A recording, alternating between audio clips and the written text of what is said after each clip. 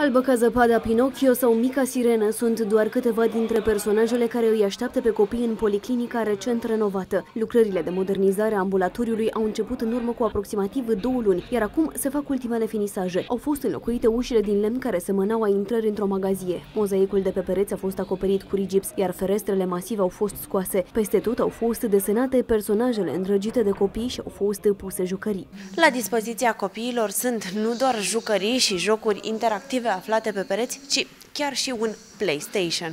Ca să nu se plictisească până intră la medic și să mai uite de durere, copiii pot juca șotronul sau pot intra într-un labirint. Toate sunt desenate pe podeaua policlinicii. Conducerea unității sanitare va aduce inclusiv voluntari care să se joace cu micuții și mobilierul din cabinete este nou-nouț. Banii au venit de la Fundația Șeherezade, căruia vreau să-i mulțumesc, printr-un parteneriat cu Consiliul Județean care a pus la dispoziție spațiu pentru a beneficia spitalul de aceste servicii, micuții noștri pacienți.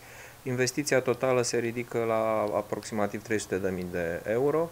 Părinții spun că este important ca cei mici să aibă parte de o atmosferă prietenoasă în momentul în care vin la medic. Tot ce e nou este mai bun, este mai curat, mai plăcut, mai... Vin și copiii mai cu drag la medic? Sigur, sigur. Era nevoie, era absolut nevoie de așa ceva. Automat va fi mult mai ușor revederea lor cu medicul decât dacă era ceva mai simplu. Policlinica modernizată va fi dată în folosință chiar de 1 iunie, ziua copilului.